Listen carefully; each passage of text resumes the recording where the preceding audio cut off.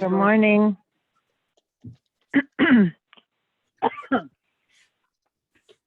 Sorry. Well, good morning, everyone. It's 9 o'clock. We can go ahead and get started. We have several of you joining via Zoom this morning. Hello. And is everyone able to hear? Okay. Yes. Yes. Okay, good. So we have a busy week. And today we are scheduled to talk about affordable housing, but I thought it'd be good for us to just take a minute to touch base about tomorrow night's strategic planning session. Oh, I think we lost Shauna, but that's okay. I'll bring everyone up to speed on it. There she is. I'm Okay. here. I'm just having audio. I just need to plug my headphones in. Okay, Shauna, I'm just thought we could just touch base with everyone about tomorrow night, if anyone has any questions or anything. So our strategic planning session is tomorrow, Wednesday. It begins at 5:30. I heard there might have been a discrepancy on one of the notices that said 5. But it's 5:30 at Crouch Hall at Ononda Park. We're looking forward to it. I think we have around 30 or so people who've said they were going to come.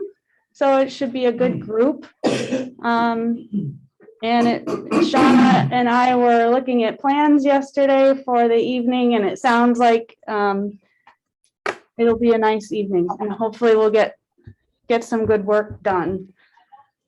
Shauna, did you want to add anything? No, I think you summarized it really well. We're really excited. We have a lot to get done in a short amount of time, but I think we're confident that we can do that. And Sarah and I are really excited about the activities that we have planned. So for everyone that's coming, we're really appreciative of your time tomorrow night. Yes.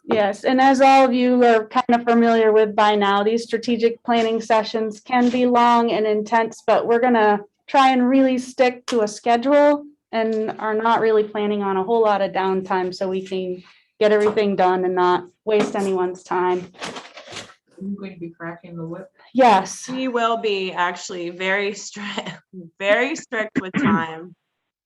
You may not like us at that moment, but we think that it's going to be a really valuable experience.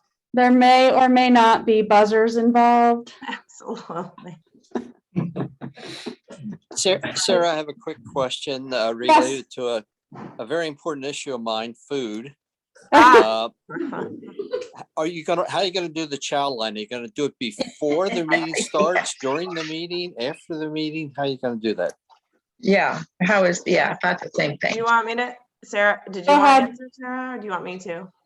You go ahead. All right. So our plan is to have dinner promptly at 5:30 to 6.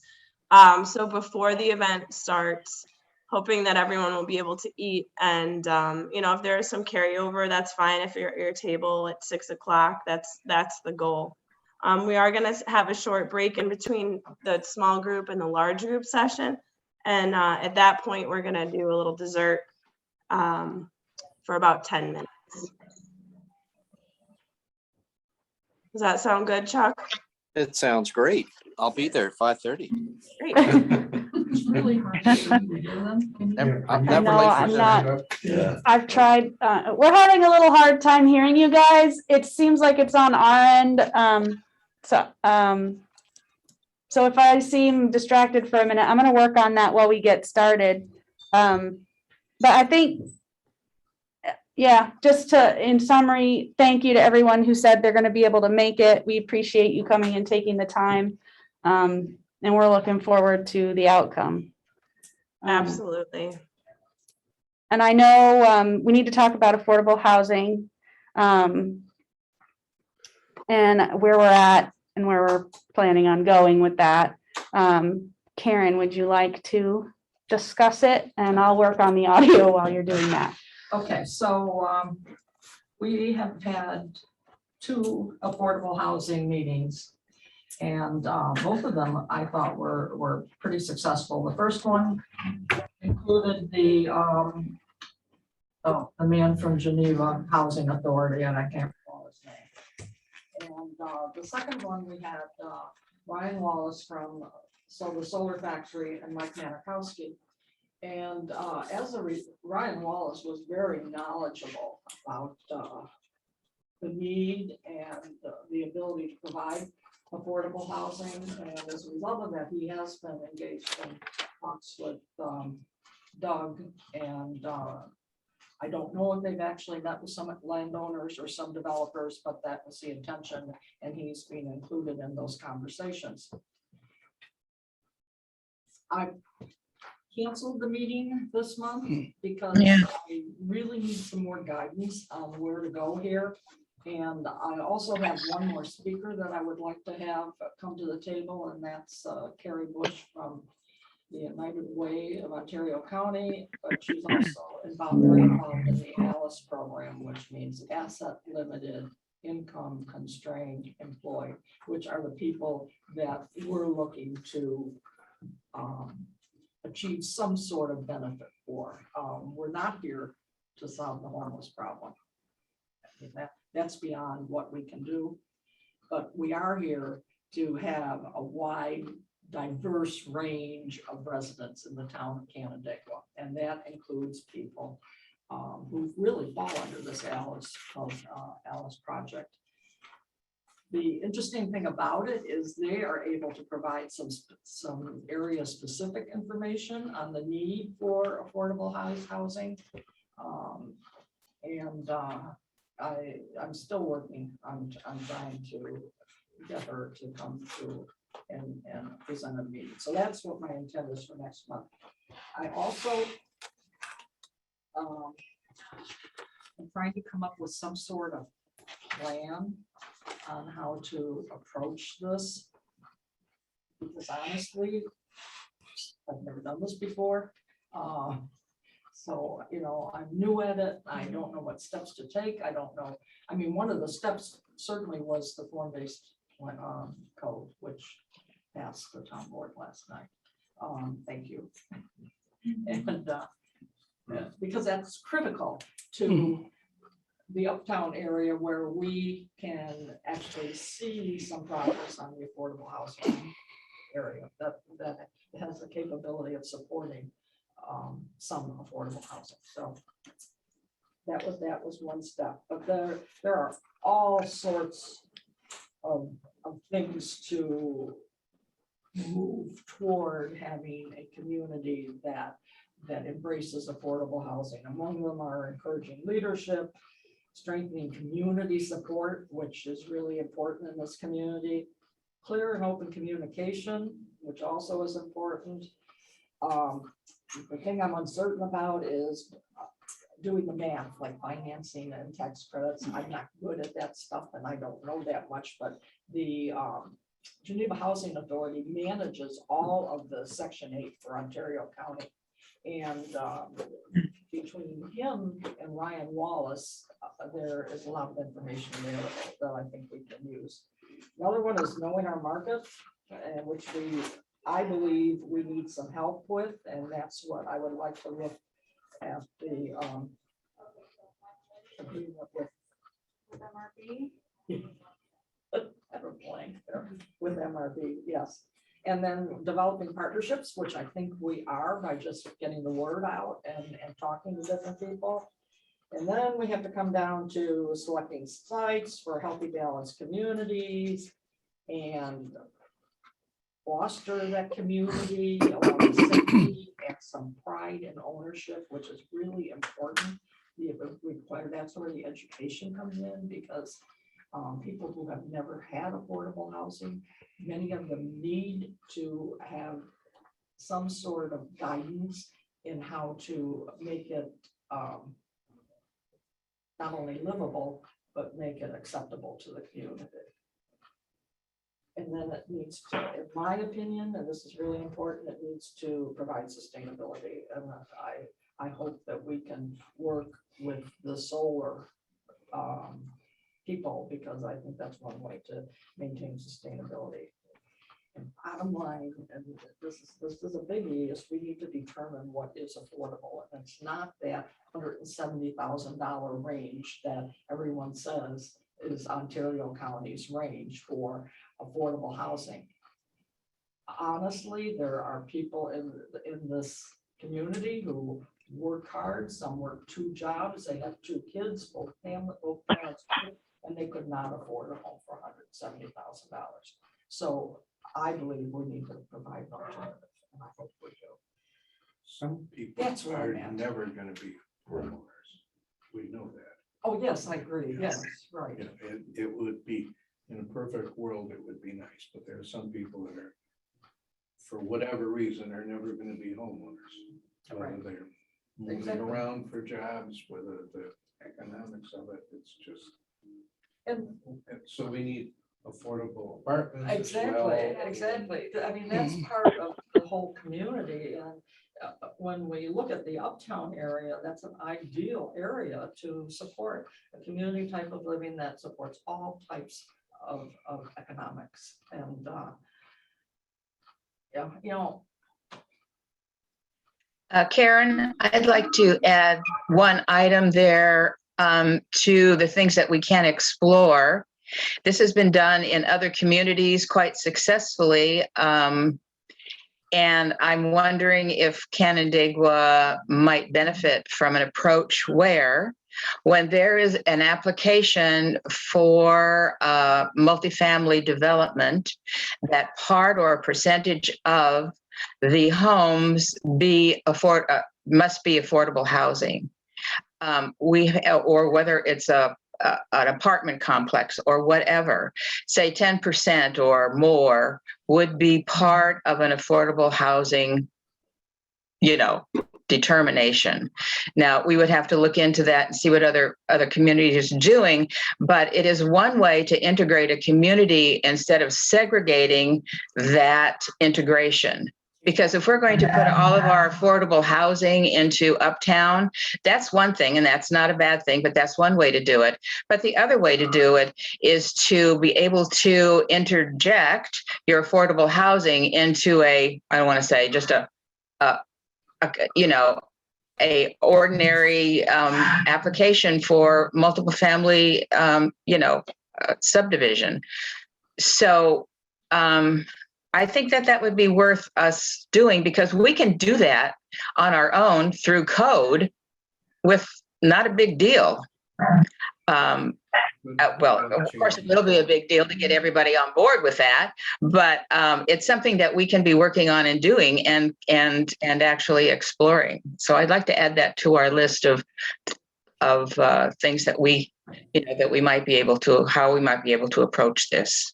okay, so what my intent was, Joyce, is to distribute this list to the people that I have listed on the team, and you're on that list.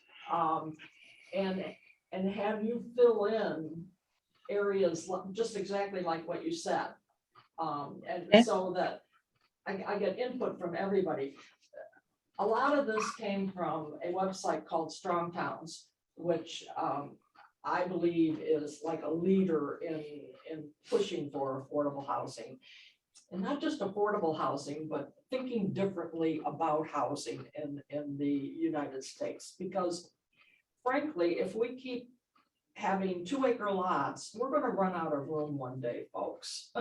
And not everybody's going to be able to have any kind of house. So we have to think in terms, in my opinion, of smaller lot size, smaller lots, 2-family homes. All these can contribute to affordable housing for people. But anyway, I'd like to pass this around to everyone and just at your leisure, jot down some notes, if that's okay with everybody. I know what the kiss of death is when they start talking about the character of their communities. And the NIMBYs sprout all over the place. I know. I'll tell you though that I have a it question. makes the character of a community much nicer when not every house is the same size and not every family is exactly the same. when the neighborhood we lived at in the city of Canandaigua, we had big fancy houses, we had little houses, we had people from, I mean, we had retirees, we had single retirees, we had families with babies, we had everything mixed in, and it was lovely. It was multi-generational and just, I don't know. I think it Try makes and the community propose an much nicer. apartment building on the Westlake Road or Middle Cheshire Road. There you go. Get ready to. Sarah? get the building to have a meeting. Yes, Can you hear me? yes. I We did not can't hear you very well. said about what list she wanted to pass around. What is that? I didn't hear it. Yeah, it's not I don't know. It's not very clear. I can't hear anything that Tom said. I can't distinguish that. It's whatever it is, audio is pretty bad. But she's asking about the list, is that? Yeah. is that Yeah, something With you want Sarah. to share digitally? Yes, I do, yeah, I do. Okay. I just didn't hear, you wanted to pass it around, but I didn't hear what was on it. Give me a copy. It has to do with the affordable housing. She's got a paper copy, but I'm going to share it after the meeting I have via. a digital copy. Oh, okay. I'll send it to you. Yeah, Yes, well, I'll send it to everybody after the meeting today. Right. So Okay. that everybody has a chance to see it. And Okay, we can thank come back you. with, comments or suggestions that we can share with Karen and. That's what I'm looking for. I'm looking for comments and additional ideas. Okay. Or expansion on what I put together. Really, Karen, I don't want to operate in a vacuum because it takes too much time. Right. Karen, have you ever touched base with the Restore out there? Because they build the houses every year. Well, that's because- Habitat. Oh, yeah, Yeah, and and, because I know they're gonna build, I think, 3 houses possibly within the next year or so. The only reason I know this is I happened to run into a fellow that's a neighbor to my son's in-laws. And we were discussing other things and that happened to come up. Rick Herman. Who's the person from Habitat? They're on the committee. Okay, There yeah, is a I didn't person know if they from were or not. Habitat on the committee, yeah. I can't And when you remember. talk about affordable housing, the average, you said 175, that's for the county, right? That's for the county. Yeah, when you hit Canada. Do you have an it's extra gonna be a pen? lot higher I think versus so. Bell. I just ran out of ink. Yeah. We can't have that. No, And that's what I want to. thank you very much. That's what Thank I you. want to find. I want to know what our market is in this area, because we're limited. We're the town of Canandaigua, the LDC is on board with us, but we're limited in areas. So I'd like to know specifically and exclude the lake shore for crying out loud, because that's not affordable. I'm sorry, and I apologize, I was late. You were talking about affordable housing. So one of the things to keep in mind is the LDC also just applied for the downtown revitalization initiative Yes, right. grant. That's a $20 million application. Mhm. A big piece of that is relative to, well, we're calling it collectively Canandaigua, but it's uptown, the historic district, downtown, and the lakefront. But a big piece of that is also relative to affordable housing, specifically for both downtown and uptown. And we actually referenced a lot of the information that Ryan provided us actually in the application document. Excuse me, itself. And we were having a meeting yesterday. We were having a meeting yesterday, and a big piece of what we anticipate they're going to ask us about is what have you done or are you doing to help the economic situation relative to low and moderate income and housing specifically. So I think that that's going to be a big piece of it. We'll see what kind of comes out of this. I've read about that grant opportunity, so yeah, I'm aware that was a piece of it. That's great. So I But think it's a lot of also an moving pieces. indication that it would be good to have the city of Canandaigua involved with this particular. Maybe I can't still understand Karen too well. Is there a box or something in front of the mic where you're talking, Karen? I don't know. There's some kind of, it's just your purse. I don't know. I just wondered if that might be somehow distorting the volume or the clarity.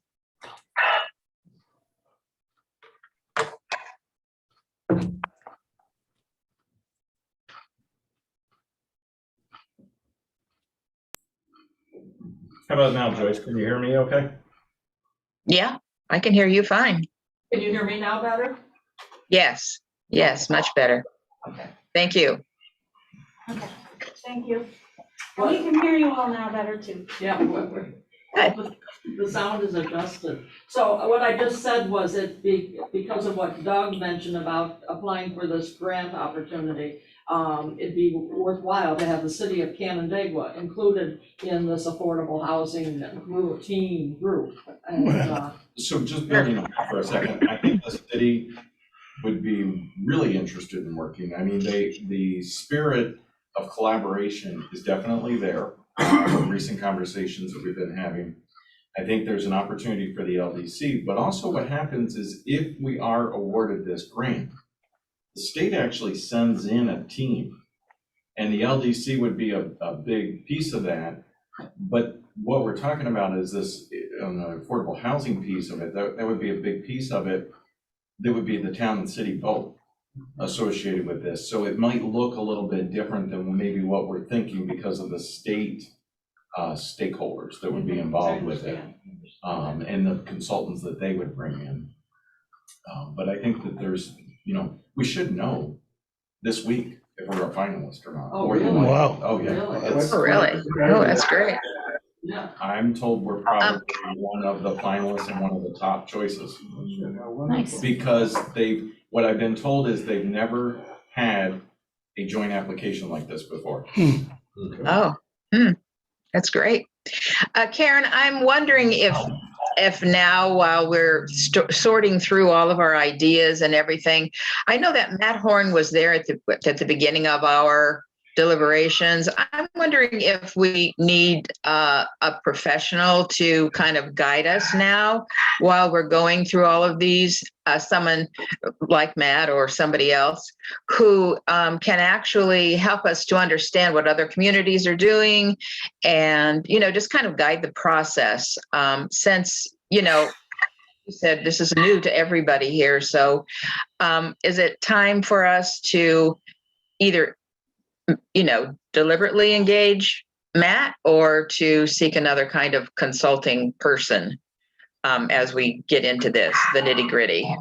And I agree with you, Joyce. I believe, number one, we really need to identify the population that we're working toward I achieving. think that person can help us to do that. Unless we have that outside expertise, I think we'll be spinning our wheels. I mean, we'll be gathering a lot of information, but we don't know, we don't have a holistic view because this is new to us. And so I would think someone at the beginning of this process, instead of coming in when we've already kind of been sorting through ideas, might not be as effective as having someone from the start kind of guide us. I'm kind of thinking about, all the other plans that we've had done here, like the open space and the NRI, of course, and I go back to the work that Barb Johnston does for us. But that's very beneficial to have, an expert in the field to guide our conversations. And you're absolutely right. And Matt is included in all of this. Matt is on the team. He's been included in all the communications. He's included with all of the communications Doug's having with Ryan Wallace. And He's also the executive director of the LDC, so. and he's also on the LDC, right? So he has a multifaceted allegiance to this. I guess I'm asking if the town would think it appropriate at this point to, like appoint a consultant. Matt being on the committee is one thing, and appointing a consultant, I think through the town, whatever we want to budget process, whatever, I think that's another thing entirely. I think we need that kind of support from the town to be able to, to kind of move forward with this. This is going to cost some money. This is, Matt's now on the committee and he's not being paid, and that's fine. None of us are, but I think I'm talking about someone, and if Matt could fill that role, I think that would be great. The town passed a resolution to engage MRB in some work for affordable housing. have a limit. Okay, so we do have that. All right. 10 grand. Okay, so I agree with you, and I think that's now is the time to ask for some help. And Yeah. we can use MAP to determine what specific help we could use at this point in time.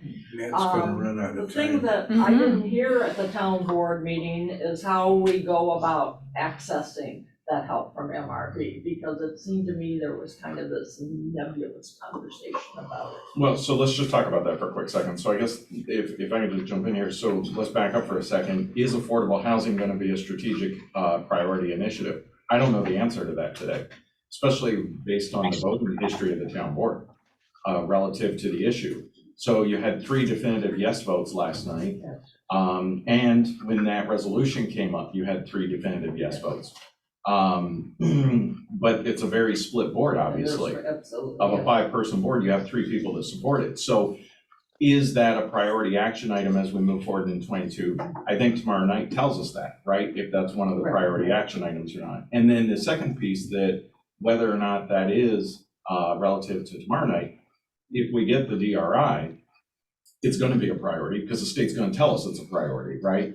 And then there is that $10,000, meanwhile, that's in addition set aside. There is an agreement in place with MRV. The money's there. It's not where they're going to just send us a $10,000 bill. It's as time is spent, Exactly. then they will bill us. And then, you know, that's just like all the other agreements that we do with MRV. So that is available resource. But meanwhile, what I would say is, you know, this isn't Matt's first rodeo, and he sees the political division going on here associated with this also. And so, you know, they don't want to jeopardize, we're a pretty large client of them. So they, you know, they're trying to be careful. I know. But there are specific things that they outlined in this agreement, and one is best practices and successful models, which I believe would be helpful, as Joyce is pointing out, but also market analysis and assessment of opportunities. And I believe that really comes first, that we need to know what the market is for this, who are the people that would require this particular teamwork. And that's, I think, a sticking point. I think we need to have that clearly defined. When we go back to the strategic planning session that we'll be going into, both the economic development and the residential and neighborhood character sections speak about affordable housing and, you know, developing options. So, you know, they're both on our priority action steps that we'll be reviewing. So, you know, the town's already passed the comprehensive plan, and, you know, these are our action steps. So I think that we have maybe not the will, but certainly the authority here to be able to pursue these options, or to pursue, you know, whatever, you know, we come up with, because of course the town board will have the final say about how we approach the subject entirely. So, you know, yes, I know that there may be some political will that's not exactly like we would like to see it, but I think still this committee can go ahead and endorse the Affordable Housing Committee's work. So under residential and neighborhood character, number 1, review town code and remove restrictions to affordable, accessible, and age-friendly housing. Check. Yeah, check.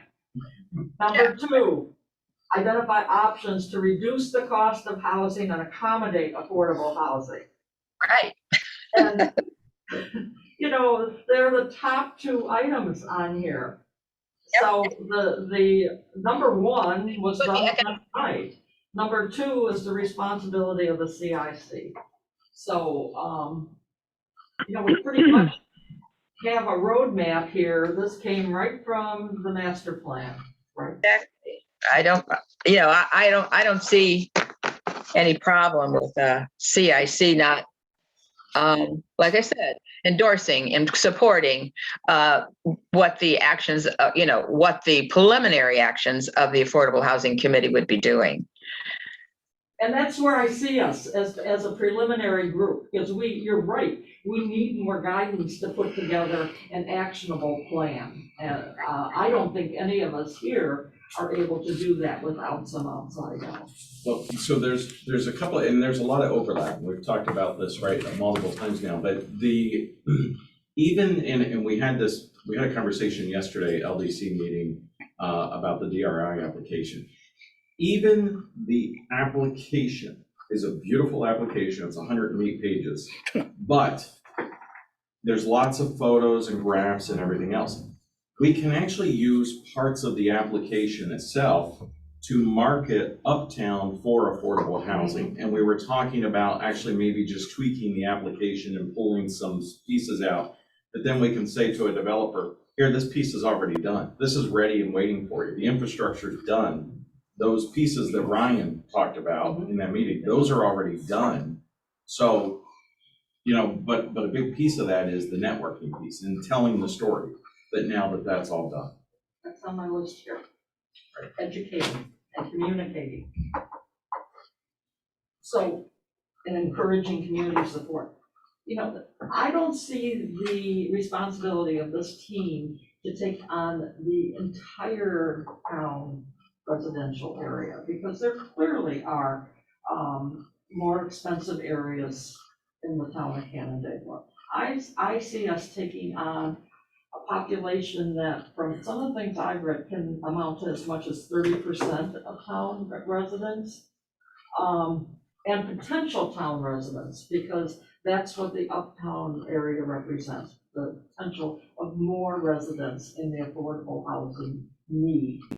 So that's just a piece of the whole residential area in the town of Canandaigua. I'm too old to try to address it all. Well, and that's the greatest opportunity when, let's face it, affordable housing and density are in the same sentence.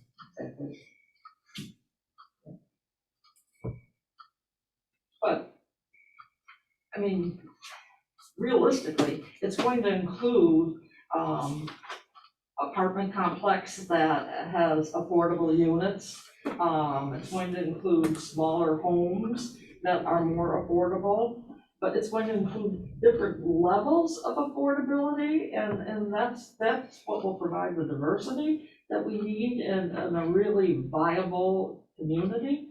And that's what we're looking for. We have all these communities in the town of Canandaigua. It's a wonderful place, and in the city.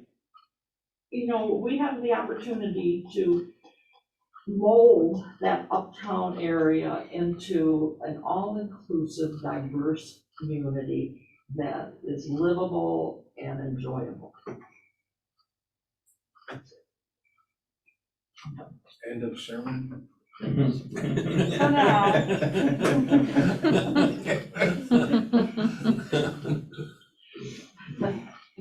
Next.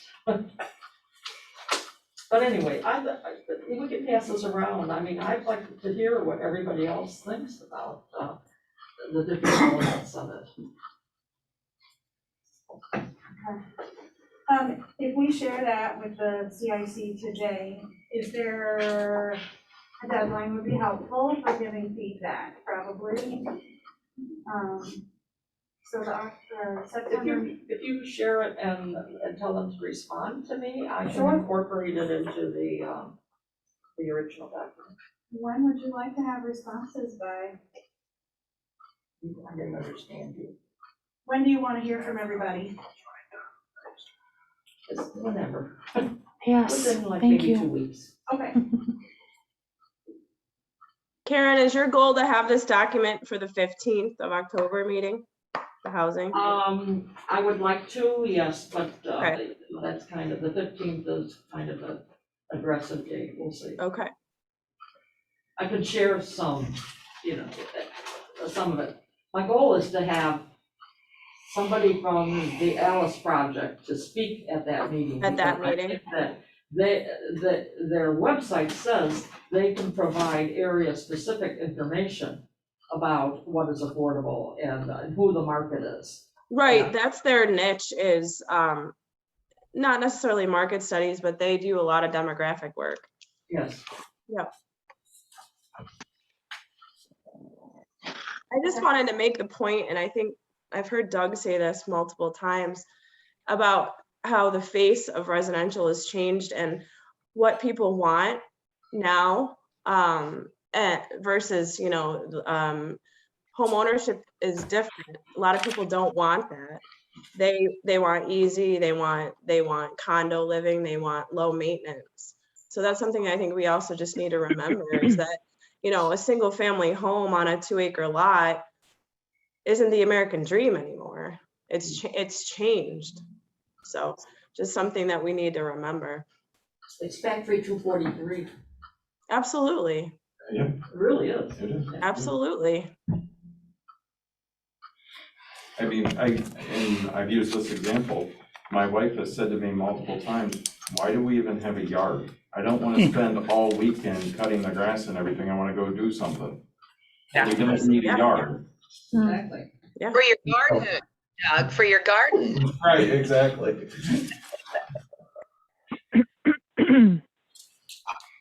Do you remember Karen or Doug, like maybe 20 years ago, Del Monte, Del Creek, where he was building modularized hotels and apartments? Whatever happened to that? I mean, had utilities already built in and they just stacked them on. Well, That was supposed to be the advent of affordable building. it is, but what we learned from Ryan Wallace, I mean, it was so impressive and it's recorded. I've used it. Matt Horn and I have met with all of the major landowners in Uptown just within the last 3 weeks. And we have showed them snippets of that presentation that Ryan Wallace did with us. And the way I've been showing it is it's on the YouTube channel that Sarah's uploaded it. And you can actually see the pictures of the interior of these units and how beautiful they are. And the building itself that he shows is a 3-story building for $5 million, 25 units. And it's a net zero building. So it checks all of those boxes. That's what's so unique about it. So I don't know if everybody's had a chance to look at that or not. And But it actually contributes back to the grid. I can't remember, it was 30%, something like that. 30%, in addition to being net zero, it contributed 30% back to the grid. So, you know, It's like net negatives. that's in the minus numbers, Right, that's right, right, right. exactly. And, you know, this is the way we have to go. We're gonna run out of fossil fuels, and I don't even get on that subject, because I don't want to be on a team for preserving natural resources. Yeah, watch out. So again, at 5 million, is that 200,000 a unit? Mm-hmm. Is that Yeah, affordable? that's for right, it? that's But- right. Yeah. But that's 200,000 a unit though, and then they're rentals, right?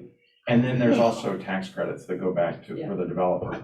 But as part of that, they have to designate, was it 30%? Have to be designated below the LMI. So Yes, there it would was actually 30. be, so there would actually be units in that building. So essentially, yes, the market rate supports the construction of the building and everything, but then there's units inside the building that are actually designated that the person moving into that, their income has to be below the LMI. The Marco project.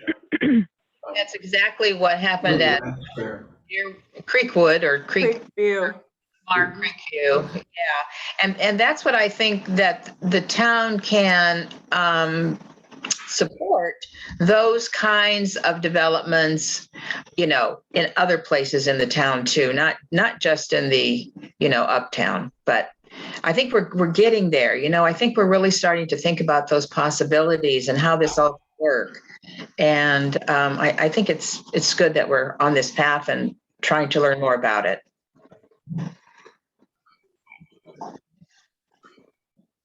Thanks for saying that, Joyce, because really, you know, the beginning of every type of movement is just educating ourselves and having a few people that are passionate about it. And I try not to be passionate about everything, but I am passionate about this. I'm also passionate about clean water, but those are the my two favorite things. I wanted to note that the planning board is wrapping up their annual report and their goals for 2022. And they've added affordable housing in their report to the town board. It's in draft form, but so that's something that they want to look at as a board for the new residential development that's coming through. Thank you, Chuck. Thank you, Shauna. We can thank Amanda too. She Yes. brought that up. Mhm. Kudos to Amanda.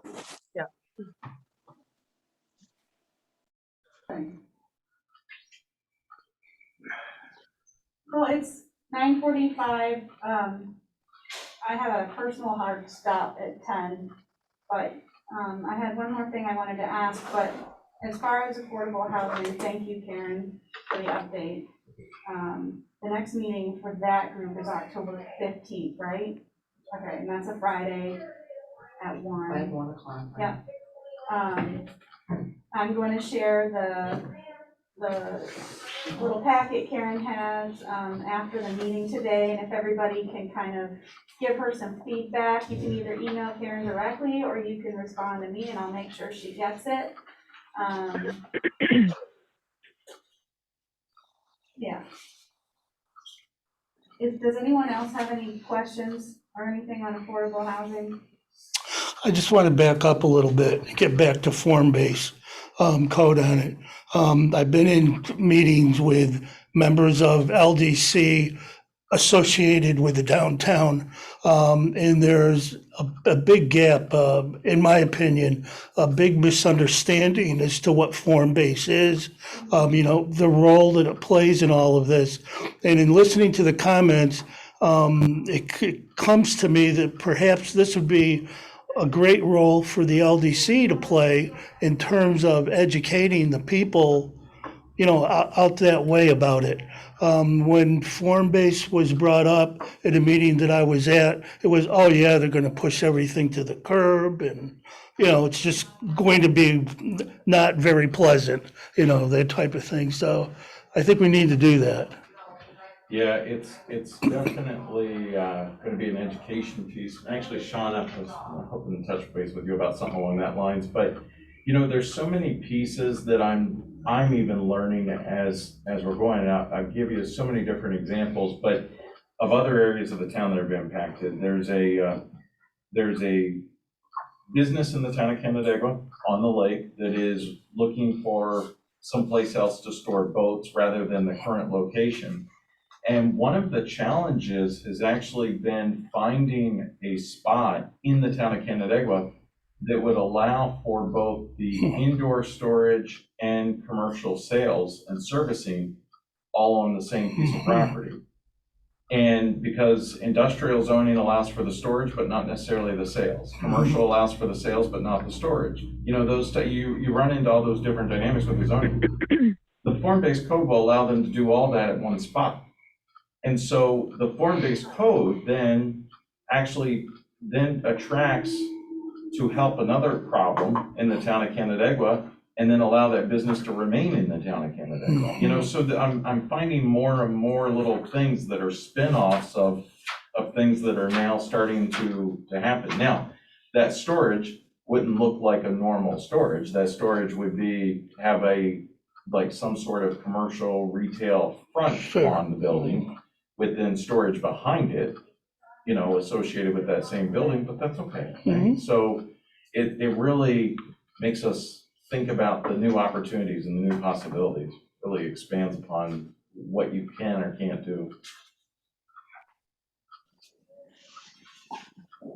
I'll send you the sheet that I did last night for form-based code. Thanks. It really outlines the benefits of it. I Mhm. didn't really look for the negatives. Yeah, and Tom had shared with me the report, some of it before I was on the the committee also that, have I'll got, send it to you because his email address is on there. Sure. Good, thanks. Okay. Just real quickly, shifting gears,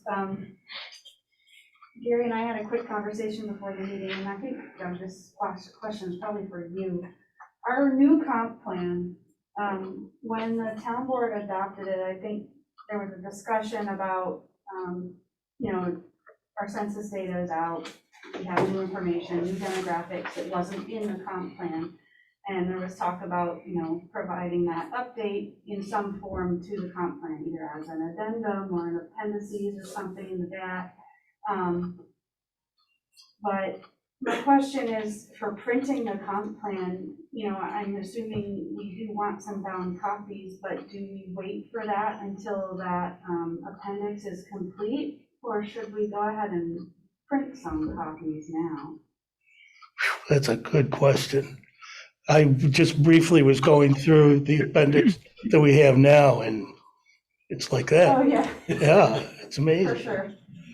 This would make Well, but you can always, if you print it now, you can always add a chapter or section to the appendices. It's because it's at the end, it's difficult sometimes if you're going to add something in the middle of a document as large as the comprehensive plan, but if you're adding something to the appendices, doesn't seem to me like a big deal. If you have to wait until, I don't know, next March in order to get the appendices together. But right now, I was really hoping to have a hard copy of the comprehensive plan because that's the way I review things. So anyway, My only question is, sometimes when we get these types of reports printed, we do it in a bound copy, so you wouldn't really be able to just add the appendix in there, so you'd end up with two. Yeah, but But I don't know. I wasn't sure what we should do. Do you have any suggestions? What's your concern about the appendix? I guess Oh, I no didn't understand. concern. It just would be, you'd end up with two pieces of print. You'd have your Yeah, but comp what plan is the and piece that you're talking about waiting for? I didn't understand. then- well, what we haven't done yet, put together the updated data to add it to the back as an appendix or however. What, the census, the new census, but we don't like what the census said anyway, so. Well, they may not like it, but it's. Well, there's no way that it's accurate. They're saying that we gained 400 people and we issued 1,113 new construction of new homes. So there's no way that it's correct, but anyway. Well, I mean, And the city, I was having this conversation with the city manager yesterday, they had the same exact thing. They've issued like 400 new residential units and it said they lost 500 people. Yeah. it's more than just demographics, though, isn't it, with the census? I mean, more than just population. It is. There's other demographic data in that, but yes.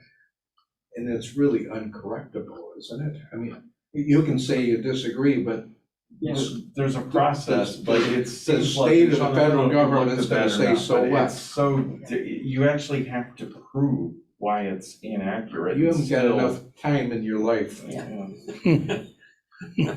Well, there's the other part of the census that's not the decennial census. There's the American Community Survey, and we've since gotten new data on that too. And sometimes the American Community Survey data, the demographics don't match the latest census data anyway, but they're done differently.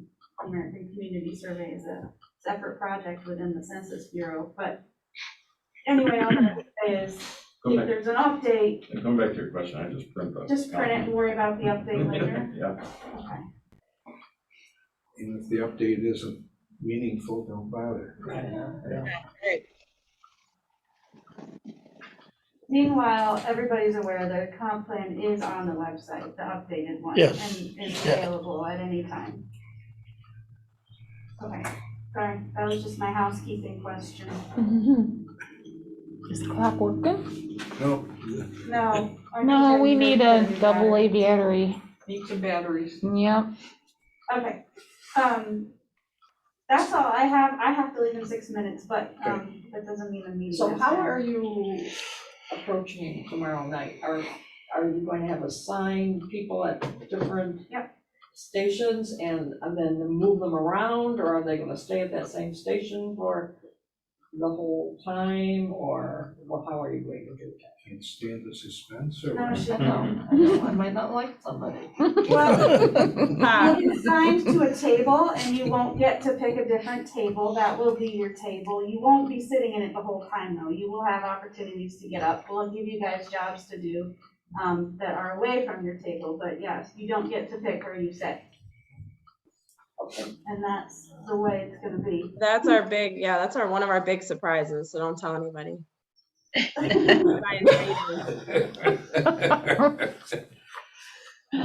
You know what table to not put me at. What percentage participation do you have of the potential attendees as opposed to how many told you they would come? I think the email list went to around 100 people and we have around 30-ish who have said they would come, which Include staff. probably typical. But yes, the email list included all the staff that will be coming too. Mhm. But, you know, another thing to remember is that, like many of you here, you sit on more than one committee. So we'll have multiple, almost all of our boards and committees represented, but some people are gonna be wearing many hats. But yes, I know, as a percentage of people who are invited, it's not great, but just the number in general is around what we were expecting, I think. I think 30% is pretty good. It's, yeah, I mean, Actually, there are people coming who don't typically show up for joint meetings, so that's a plus. Well, they're not here yet. Well, that's why I said around 30, because not everybody always shows up.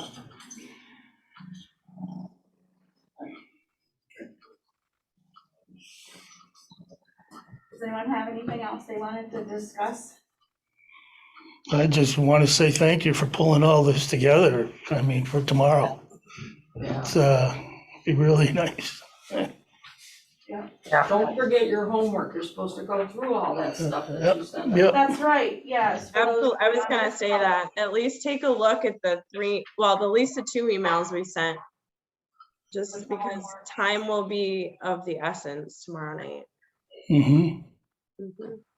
If I just could, Karen, thank you for attending and speaking up at the town board meeting last night, relative to Uptown and the whole form-based code. It's, you know, I put myself in the shoes of, in particular, I'm gonna say a new individual who really hasn't been engaged with us for the last 6 years through this whole process. And I think it's hard, and that's the difficult thing about elected officials, is the elected officials come and go, and we might be working on a project that may span multiple cycles where people come and go. And it's challenging for them to even understand all the work that has gone into this and everything. So you speaking up last night was, I think, very helpful, because I even had somebody say to me, there was a question raised and I wasn't sure, and then Karen kind of answered it with this, so in her presentation. And so that's good, because then it's not, truthfully, it's not just me or Shauna or staff that's up there. And I know that there were a lot of landowners that jumped on the Zoom call that were quiet, that were texting me, kind of just watching to see what the will was of the town and how serious the town is about doing something in this area. And so, you know, the discussion was had, the vote was taken. Now the property is rezoned. Form-based code is the code now for that area. And so that really goes a long way when we have you guys come and speak up like that. And I know it's extra work, but thank you for doing it. And Sal, you also were great. You returned a quick letter of support for us for Oh, thanks. the DRI application, which went in everything, and we had others too. And that kind of stuff is so helpful, because it shows community engagement as we're working through this. And even for the state, when they're reviewing these things and they see these different things where there's community engagement, it's not just the staff that's asking for this. Thank you. Yeah, very true. We've been at it for years, and we forget. It seems just so natural what we've been working on, but not everybody's aware of it. Yeah, the comment was made last night, why rush this through? Yes. And I was like, why? Oy vey. And actually, I did write something out and researched it, but I wasn't going to speak because I felt like I was kind of on overload. But that prompted me to speak. You summarized, and I was befuddled by the objection. Yeah, Come on, yeah. it's been around forever, and Well, you and I know that. You and I know that. yeah, but you It's can't part of just the see- master plan, you You know? know, you can't dream up a valid objection. Hey, I got Those are it, false. Doug out, Doug's Get out of out. here. Thank you. See ya. But, you know, you nicely summarized that. You did a great job, man. I'm sure we'll be calling on you. It's funny, all the work you do when you're in your 70s. Isn't You paid. that old? Oh, shit. Yeah, I am. I'm gonna need some affordable housing one of these days. Joyce, Oksana seems like she's been awful quiet today. I haven't heard anything Yeah, from wow, Oksana. yeah. You there, Oksana? You got donuts there or something? I'm here. I'm here Oh, here we listening. go. Look her up. Well, and Oksana really led the whole effort on the economic development team. I mean, even going back to the original bus tour, I was talking with Mike Murphy about that. Oh, we had Oksana. I mean, there's so many things that we've been working on this for quite a while, and so thank you for all of your help in getting this. I feel like it was 6 years of maternity, and the baby was finally born last night, so. And it was a very difficult labor. It Yeah. Oh, my goodness. After executive session, what was that, about the signs? Yes. Finally wrap that up? No, not yet. Oh, Jesus. Yeah, it's really pertaining to the settlement agreement, so we're getting closer, right, Gary? I would hope.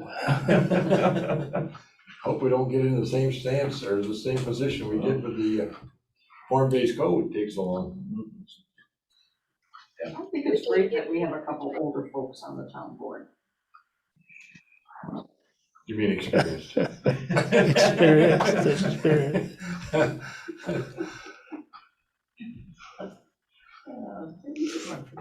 No. Joyce, Shauna, do you have anything else before we wrap up? Oksana, Chuck? No, I'm all good. I'm all set. Thank you, Wow. everyone. See you tomorrow. Thank you. Thanks, everybody. Yeah, see you Good tomorrow. morning. Thank you very much. Oh, no problem. Thank you.